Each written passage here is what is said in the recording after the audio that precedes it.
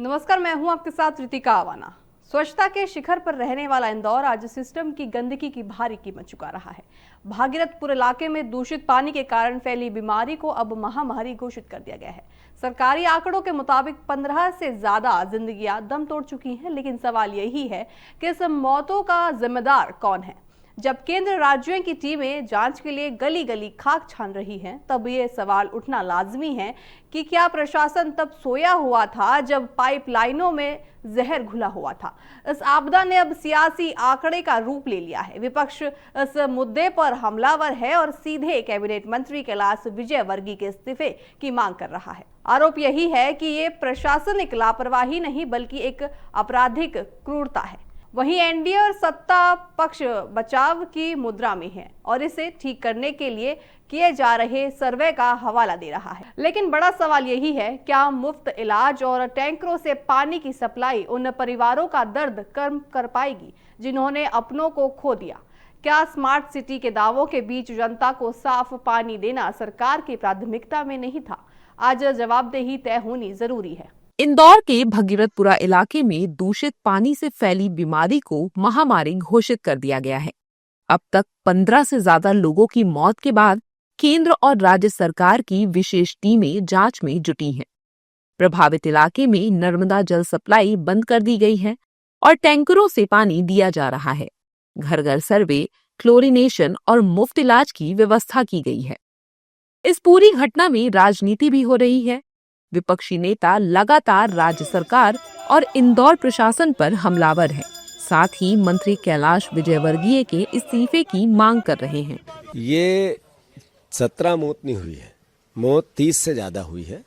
चूंकि प्रशासन और भारतीय जनता पार्टी के गुंडे वहां जाकर अवलोकन करने से मीडिया को रोकते हैं।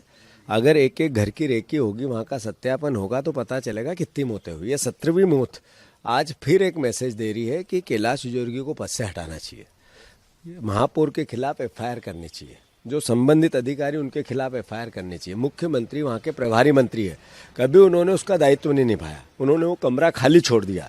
तो उनको भी अपने धर्म की मन में भावना आनी चाहिए। उन्होंने भी कोई कोर कसर इंदौर को बिगाड़ने में नहीं छोड़ी है हमारे मुख्यमंत्री मोहन यादव ने। जबकि विपक्ष की मांगों पर एनडीए नेताओं की प्रतिक्रियाएं आ रही हैं और वे बेंगलुरु की भगदड़ याद दिलाकर पलटवार कर रहे हैं। जिन पे कार्रवाई होना थी उन पे कार्रवाई भी हो गई और जिन पे होना होगी और कार्रवाई होगी। कांग्रेस 11 तारीख को घेराव करने जा रही है। रोज कर रही है कांग्रेस घेराव, करे, लेकिन सरकार पूरी तरह से गंभीर है। हमारे मुख्यमंत्री जी के नेतृत्व में मुझे लगता है कि हर ऐसे विषय पर, घटनाक्रम पर बहुत गंभीरता से निर्णय लिया जाए। इंदौर में अगर लोगों की मौतें हुई, लोग बीमार हुए, तो कठोर कदम उठाए गए। अनेक लोगों के खिलाफ दंडात्मक कार्रवाई हुई है।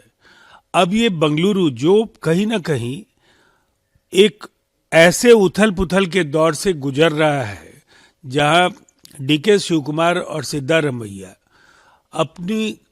अपनी कुर्सी बचाने के लिए या सिद्धारमैया के बदले डीके शिवकुमार खुद को मुख्यमंत्री बनाने के लिए जो जिस तरीके के जद्दोजहद में लगे हैं, उनके पास वक्त ही नहीं है जनता को सुविधाएं देने के लिए, कुछ सोचना, उनके लिए कुछ करना। और इसी की परिणति है। गंभीर कदम उठाया जाना चाहिए और दोषियों के खिलाफ कार्रवाई होनी चाहिए। फिलहाल विशेषज्ञ ये पता लगाने में जुटे हैं कि दूषित पानी एक ही जगह से फैला है या कई जगहों से, जबकि विपक्ष लगातार सरकार पर निशाने साध रहा है।